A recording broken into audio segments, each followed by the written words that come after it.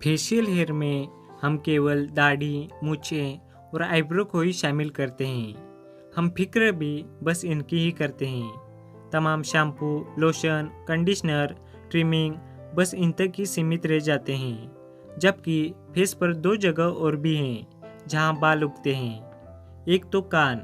याद कीजिए, कार्टूनिस्ट जब लालू प्रसाद का स्केच बनाते हैं तब कान के बालों को हाईलाइट रखते हैं। इससे उनकी पहचान कायम रहती है। और दूसरा है नाक के बाल। यह कान के अंदरूनी हिस्से में रहते हैं, लेकिन कई बार बाहर भी निकल आते हैं। उस समय यह अच्छा नहीं दिखता है। ऐसी स्थिति में इनकी कटाई छटाई बेहद ज़रूरी हो जाती है। आपको जानकर हैरानी होगी कि जिस नाक के बालों को साफ सफाई और छटाई करने की हम यहाँ चर्चा कर रहे हैं वह बेकार नहीं है। उनकी अपनी अलग अहमियत है। नाक के बाल मानव शरीर का नैसर्गिक हिस्सा है और हमारी बॉडी के लिए किसी रक्षात्मक प्रणाली यानी डिफेंस सिस्टम की तरह काम आते हैं। आपको पता ही है कि वातावरण में प्रदूषण का जहर कितना ज़्यादा फैल गया है। हवा में धूल मिट्टी की मात्रा खतरनाक स्तर पर बढ़ चुकी है। और साथ ही यह कोरोना वायरस। सड़कों पर लोग अब चेहरे पर फिल्टर और मास्क लगाकर दिखाई देते हैं। ऐसे ही नाक के बाल हमारी बॉडी का नेचुरल मास्क और एयर फिल्टर है। नाक के बाल हानिकारक धूल को हमारे शरीर के अंदर प्रवेश करने से रोकते हैं और हम जो सांस लेते हैं उसकी नमी को मेंटेन रखने में यह महत्वपूर्ण भूमिका निभाते हैं। नाक और चेहरे की रक्तवाहिकाएं काफ़ी सघन होती हैं। ये रक्तवाहिकाएं नाक के अंदर हेयर ग्रोथ को सपोर्ट करती हैं। यह तो तय है कि नाक के बालों की अपनी उपयोगिता है और इसे न भी हटाएं तो आमतौर पर कोई नुकसान नहीं है। लेकिन अतिरिक्त बाल जो नाक से बाहर निकलकर मुझ के साथ मिलने को उतावले नजर आते हैं, बस इनकी थोड़ी कटाई छटाई की जा सकती है। आप स्वयं ही यह तय कर सकते हैं कि इसे हटाना है या नहीं, और अगर हटाना है तो कितना हटाना है।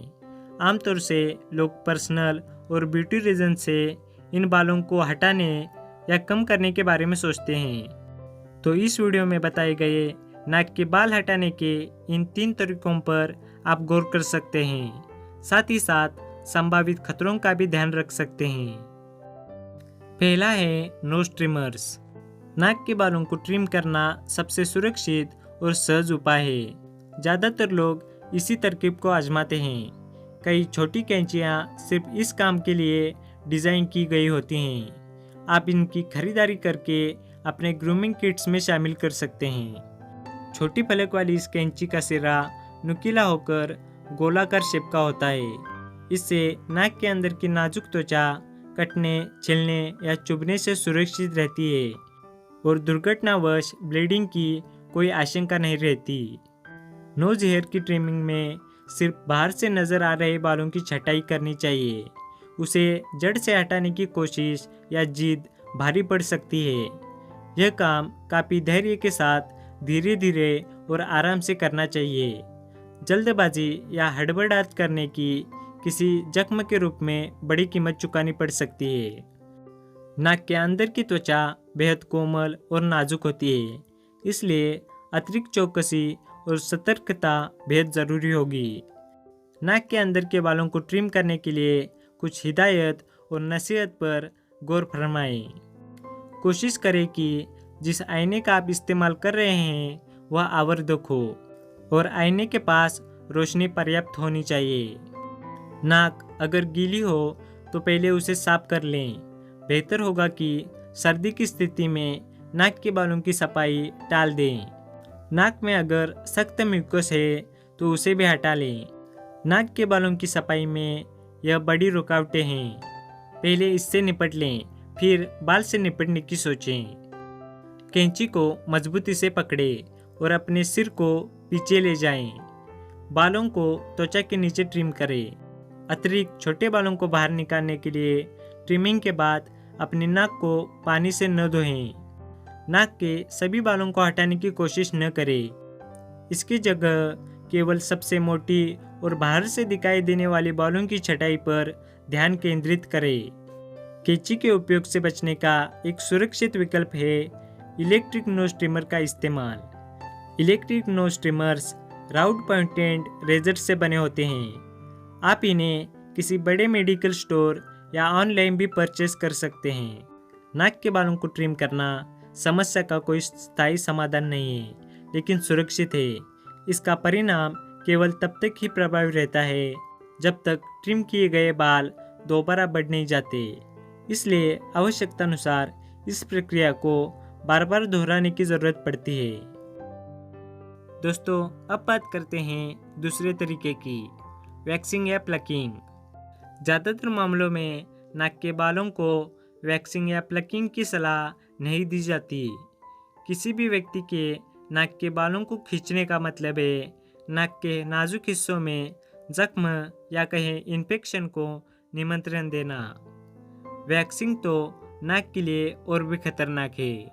नाक के नाजुक हिस्सों में वैक्सिंग से जख्म हो सकता है। यह एक अलग ही मुसीबत को जन्म देगा। लेकिन बाजार में नाक के बालों के लिए वैक्सिंग के प्रोडक्ट भी अवेलेबल हैं, जो केवल नाक के अंदरूनी हिस्सों के बाल हटाने के लिए डिज़ाइन किए गए हैं। सावधानी फिर भी प्राथमिकता होनी चाहिए। इसका रिजल्ट 4 सप्ताह तक प्रभावी देखा गया है। इसके बाद आपको पुनः प्रक्रिया दोहराने की ज़रूरत पड़ती है। ट्रिमिंग की तुलना में इसके परिणाम ज़्यादा दिनों तक प्रभावी रहते हैं, क्योंकि इसमें नाक के बालों की लंबाई सिर्फ छोटी नहीं होती, बल्कि स्किन लाइन के नीचे से पूरे बालों को बिल्कुल जड़ों से यह उखाड़ देती है। अगर आप नाक के बालों को रिमूव करने के लिए घर में वैक्स का इस्तेमाल करते हैं तो कुछ सावधानी ज़रूरी है। ऐसा करते समय इन हिदायतों की अनदेखी न करें।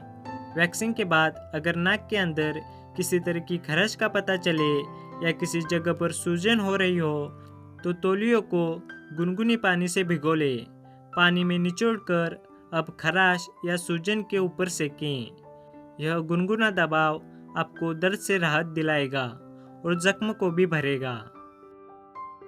अब बात करते हैं तीसरे तरीके की, लेज़र हेयर रिमूवल।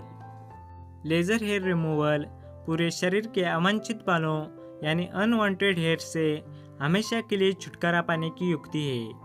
यह एक परमानेंट सॉल्यूशन है। हालांकि नाक के बालों से छुटकारा पाने के लिए लेज़र हेयर रिमूवल तकनीक का सहारा लेने पर कई विवाद एवं विरोधाभासी पक्ष पढ़ने और सुनने को मिलते हैं। डॉक्टर्स कहते हैं कि इससे नसल कैविटी के अंदर म्यूकस मेम्ब्रेन्स को भारी नुकसान पहुंचने की आशंका रहती है और यह व्यक्ति के लिए घातक भी साबित हो सकता है।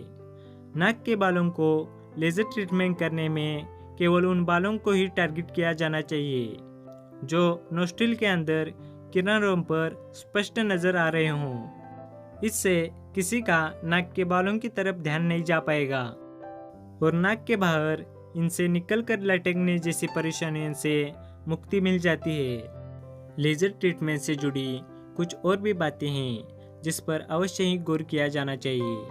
हेयर रिमूवल के लिए लेज़र ट्रीटमेंट सभी तरीकों में से सबसे महंगा है।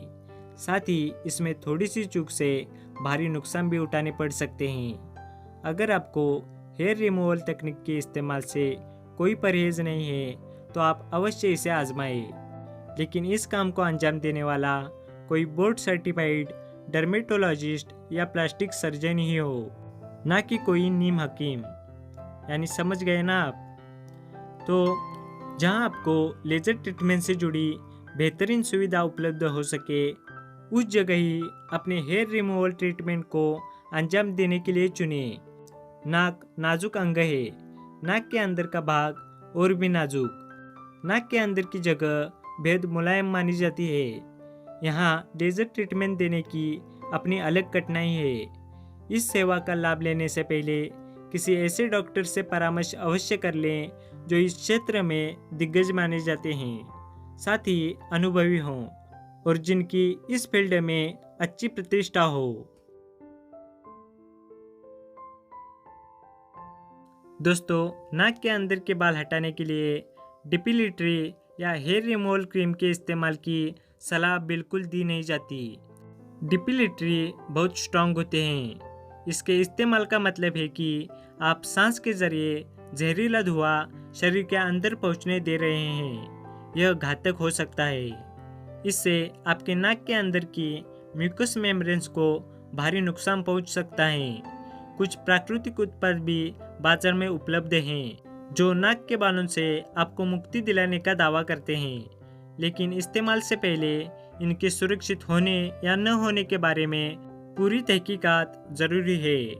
ज़्यादातर डिपिलेटरी क्रीम के डब्बों पर यह स्पष्ट तौर पर उल्लेखित होता है कि नाक के अंदर के बालों को हटाने के लिए इसका इस्तेमाल सुरक्षित नहीं है। इस निर्देश या चेतावनी की अनदेखी नहीं करनी चाहिए।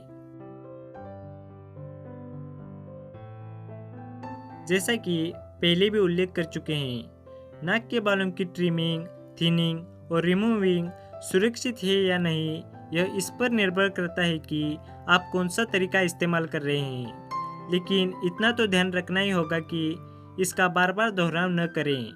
इस काम को बहुत ज़्यादा बार अंजाम न दें। आपको यह पता है कि नाक के बाल हमारे शरीर में महत्वपूर्ण भूमिका निभाते हैं। नाक के बाल धूलकण को शरीर में प्रवेश करने से रोकने में गेटकीपर की भूमिका निभाते हैं।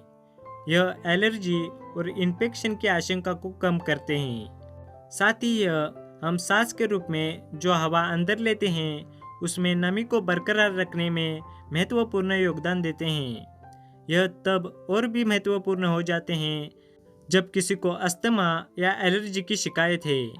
इसलिए नोज हेयर रिमूवल को बहुत ज़रूरत पड़ने पर ही अंजाम देना चाहिए। तो दोस्तों, आज का वीडियो काफ़ी इम्पोर्टेंट था। उम्मीद करता हूँ कि इस वीडियो से आपको कुछ नई जानकारी सीखने को मिली हो। अगर आप इसी तरह की इंटरेस्टिंग और नॉलेजेबल वीडियोस देखना पसंद करते हैं तो 5G फैक्ट चैनल को आज ही अवश्य सब्सक्राइब करें। फिर मिलेंगे अगली वीडियो में। धन्यवाद।